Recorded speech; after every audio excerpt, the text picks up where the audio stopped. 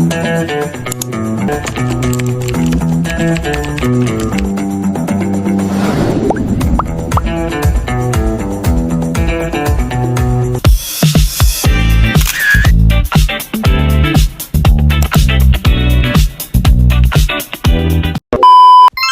yang pertama, tanggal 1 Oktober 2024, PTMU membeli 100 lembar saham biasa PTMC dengan harga pasar 1.000 per lembar. Nilai par saham PTMC 600 per lembar. PTMU membayar biaya transaksi yang terkait langsung sebesar 5 juta. Presentasi kepemilikan hak suara bagi PTMU 10%. Pembelian saham ini tidak menghasilkan pengaruh signifikan bagi PTMU terhadap PTMC. Pada tanggal 1 Oktober 2025, PTMU menjual 500 lembar saham PTMC dengan harga 1.200 per lembar dan membayar biaya transaksi sebesar 1 juta. Harga pasar per lembar saham PTMC pada tanggal 31 Desember 2024 dan 2025 masing-masing senilai 1.300 dan Rp1.000. Laba bersih PTMC tahun 2024 dan 2025 masing-masing Rp300 juta dan Rp500 juta. Dividen tunai yang dibagikan dan dibayarkan PTMC tahun 2024 dan 2025 masing-masing Rp100 juta dan Rp200 juta.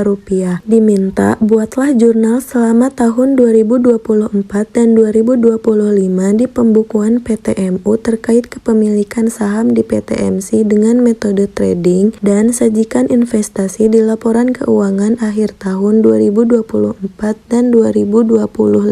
Jurnal pertama tanggal 1 Oktober 2024 yaitu mencatat pembelian saham PTMC, investasi saham Rp100 juta di debit, beban transaksi investasi saham Rp5 juta di debit, dan kas Rp105 juta di kredit. Tanggal 31 Desember 2024 yaitu mencatat penyesuaian nilai wajar dengan keuntungan yang belum direalisasi sebesar Rp30 juta. Jurnalnya, penyesuaian perubahan nilai wajar Rp30 juta di debit dan keuntungan yang belum direalisasi Rp30 juta di kredit. Tanggal 1 Oktober 2025 yaitu mencatat penjualan saham sebanyak 50.000 lembar dengan kerugian Rp6 juta. Akun kas Rp59 juta di debit, investasi saham dan kerugian penjualan saham Rp65 juta dan Rp6 juta di kredit. Karena PTMU masih memiliki saham PTMC sebanyak 50.000 lembar, maka diperoleh kerugian yang belum direalisasi sebesar Rp15 juta. Jurnalnya, kerugian belum direalisasi Rp15 juta di debit dan penyesuaian perubahan nilai wajar Rp15 juta di kredit. Berikut penyajian pada laporan keuangan PTMU tahun 2024 dan 2025. 2. Jelaskan jenis-jenis pendapatan dan beri contoh jurnalnya. Berdasarkan jenisnya, pendapatan dibagi menjadi 3 bagian. Yang pertama yaitu pendapatan operasional. Pendapatan operasional adalah pendapatan yang diperoleh dari aktivitas utama atau inti dari suatu bisnis perusahaan. Untuk contoh jurnal pendapatan operasional, misalnya, suatu perusahaan menerima pembayaran jasa secara tunai senilai Rp5 juta, akun kas di debit, dan pendapatan jasa di kredit Rp5 juta. Yang kedua yaitu pendapatan non-operasional. Pendapatan non-operasional adalah pendapatan yang diperoleh dari kegiatan di luar operasi utama bisnis perusahaan atau biasa disebut sumber sekunder. Contoh jurnal pendapatan non-operasional, misalnya suatu perusahaan mendapatkan pendapatan bunga dari deposito bank senilai Rp500.000, akun kas di debit senilai Rp500.000, dan pendapatan bunga Rp500.000 di kredit.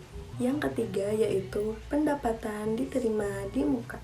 Pendapatan diterima di muka adalah uang yang diterima di awal oleh perusahaan atas layanan atau barang yang belum diberikan dan diserahkan kepada pelanggan. Contoh jurnalnya, suatu perusahaan menerima pembayaran sewa gedung di awal untuk masa 1 tahun senilai Rp60 juta.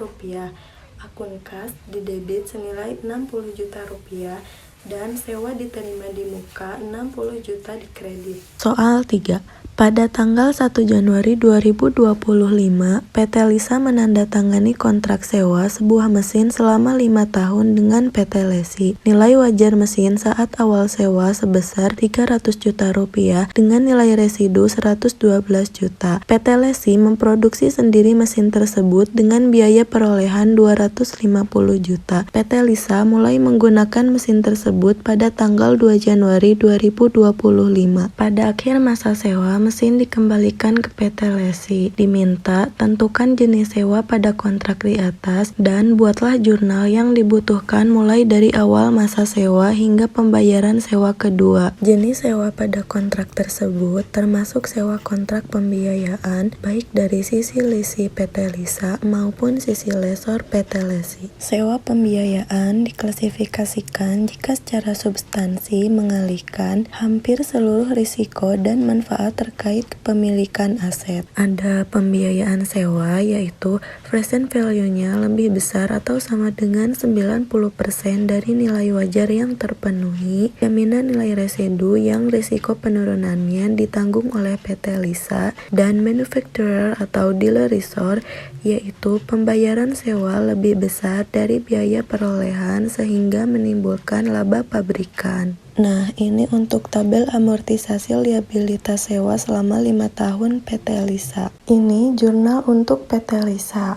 Dan ini jurnal untuk PT Lesi. Pada tanggal 7 Januari, perusahaan membeli perlengkapan kantor senilai 220.000 secara kredit. Ternyata transaksi tersebut dibukukan ke perkiraan kas yang berarti pembelian tunai. Tanggal 11 Januari diketahui kesalahan itu. Buatlah jurnal koreksinya. Pada tanggal 7 Januari membeli perlengkapan kantor senilai 220.000. Jurnal yang salah yaitu perlengkapan didebit sebesar 220.000 dan kas 220.000 di kredit. Dan jurnal yang seharusnya perlengkapan 220.000 di debit dan utang usaha 220.000 di kredit. Tanggal 4 Januari membayar beban iklan senilai Rp172.000. Jurnal yang salah, beban iklan dicatat sebagai debit sebesar Rp135.000 dan kas di kredit Rp135.000. Jurnal yang seharusnya beban iklan dicatat sebagai kredit sebesar Rp172.000 dan kas sebesar Rp172.000 di kredit. Jurnal koreksi tanggal 6 Januari tinggal menambahkan kekurangannya. Beban iklan dicatat sebesar Rp172.000 di debit dan kas Rp172.000 di kredit. Menambah beban iklan dan mengurangi kas sebesar selisih yang belum dicatat. Yeah,